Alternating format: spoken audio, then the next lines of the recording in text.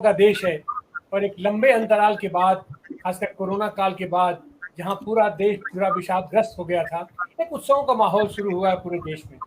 और उसके साथ साथ लोकतंत्र का उत्सव जो होता है, जिसको हम चुनाव कहते हैं, वह दौर भी शुरू हो गया है।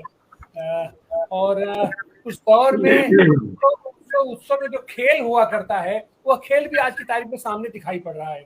हिमाचल प्रदेश और गुजरात दोनों जगह चुनाव होना था, दोनों जगह साथ चुनाव होना था, लेकिन स्थिति यह है कि चुनाव हो तो रहा है, लेकिन हिमाचल प्रदेश में पहले चुनाव हो रहा है। वहां मतदान होगा 1 और 5 दिसंबर को, और वहां का चुनाव घोषणा के बाद, वहां चुनाव हो जाने के बाद फिर अपने गुजरात का चुनाव होगा, और गुजरात में भी वोट पड़ेगा 12 गुजरात में 1 और 5 दिसंबर को वोट पड़ेगा, जबकि दोनों का गणना एक साथ होगी और दोनों के परिणाम एक ही दिन आएंगे 8 दिसंबर को। तो इससे पूरा देश यह देख रहा है कि इसके पीछे क्या मकसद हो सकता है, इसके पीछे क्या खेल हो सकता है। उसके पीछे सीधी सी बात यह है कि हिमाचल प्रदेश में तो इनको थोड़ी बहुत अभी इनको अपनी गुंजाइश दिखाई पड़ रही है फिलहाल वर्तमान सरकार को, जो जिस तरीके से आर्थिक संकट में देश को झोंक दिया है, बेरोजगारी में, महंगाई में, और तमाम तरीके का अनर्गल इन लोगों का पूरा पर्दाफाश हो गया है। उसमें अभी इनको थोड़ी उम्मीद बची है कि हिमाचल प्रदेश में हो सकता है हम बेहतर परफॉर्म करें, तो वहां का परफॉर्मेंस के आधार पर इनका पूरा मीडिया तंत्र वो लग करके गुजरात में माहौल बनाएगा, क्योंकि गुजरात में इनकी हालत बहुत ज्यादा खराब है। उस गुजरात में जो गुजरात मॉडल लेकर के ये 2014 में आए थे, और पूरे देश के पैमाने पर एक छत मीडिया के साथ, मीडिया के द्वारा इन्होंने एक क्रिएट किया कि गुजरात तो एकदम विकास का मॉडल है, और वो मॉडल है जो बिल्कुल विकसित भारत की तस्वीर पेश करता है।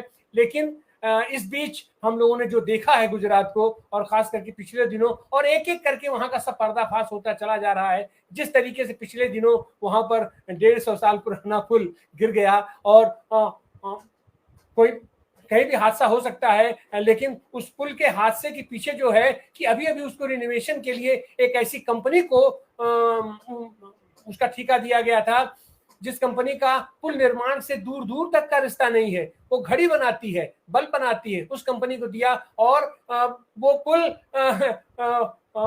उसको शुरू होने के से 3 दिन के अंदर वो पुल धराशायी हो गया, और एक बीभत्स हादसा हुआ। वहां पर 200 लाशें आज की तारीख तक बरामद की जा चुकी हैं, अभी कितनी है कुछ का पता नहीं चल पा रहा है। और पिछले दिनों और जैसे हुआ, हिंसा और नरसंहार और बलात्कारियों को और उसको व्यभिचारियों का जिस तरीके से वहां पर स्वागत किया जा रहा है, माला फूल पहना करके स्वागत किया जा रहा है, पूरा देश शर्मसार हो गया है। दुनिया के पैमाने पर जो स्थितियां इस समय इन्होंने बना दिया है, दुनिया के पैमाने पर भारत का नाम आज की तारीख में बहुत ही अपमानित महसूस कर रहे हैं भारत के नागरिक लोग। ऐसी हालत में गुजरात के में भी चुनाव की घोषणा हो गई कल।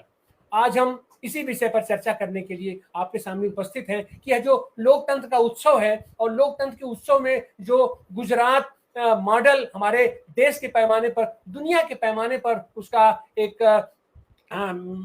उसका महिमा मंडन करके उसको खड़ा किया जाता है, और गुजरात का मॉडल लेकर के हमारे बनारस जैसे शहर में आकर के हमारे प्रधानमंत्री जी वहां से जीतते हैं, और जीत करके इस बार दूसरी बार प्रधानमंत्री भी बन जाते हैं। तो जाहिर सी बात है, हम सारे लोग जानना चाहेंगे कि गुजरात में ऐसा क्या है कि उसको छिपाने की कोशिश की जा रही है। और जब परिणाम एक साथ ही देना था 8 दिसंबर को, तो दोनों प्रांतों का चुनाव आखिर एक साथ क्यों नहीं किया गया? इन सारी चीजों पर हम लोग आज यहाँ चर्चा करेंगे। आइए हम अपने पैनल से आपका हम परिचय कराते हैं। हमारे साथ डॉक्टर विनोद मल्ल जी हैं। आप IPS अधिकारी रहे हैं, आप गुजरात से हैं, और आप सामाजिक सरोकार से आपका गहरा रिश्ता है। कबीर से बुद्ध तक की अपनी विचार यात्रा का आप जो संयोजन करते हैं, और आपका स्वागत है, अभिनंदन है। हमारे साथ आनंद माजेकर जी हैं। आप सर्वोदयी कार्यकर्ता हैं, और जाहिर सी बात है कि गांधीवादियों में गांधीवाद में आपकी सघन निष्ठा है और गांधी जी की कर्मस्थली रही है गुजरात, जन्मस्थली रही है गुजरात, तो आपका भी हम स्वागत करते हैं, अभिनंदन करते हैं।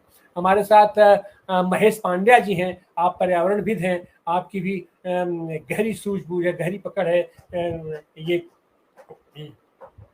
गुजरात के माहौल से, आपका भी हम हार्दिक अभिनंदन करते हैं। हमारे साथ जमील अहमद आजमी साहब हैं, आप इलाहाबाद हाई कोर्ट में के आप बार के उपाध्यक्ष रहे हैं और आप तो हमारे होस्ट भी हैं, तो हम आप सारे साथियों का स्वागत करते हैं और भी साथी हमारे साथ जुड़ते रहेंगे और हम उनसे बात करेंगे। तो हम शुरुआती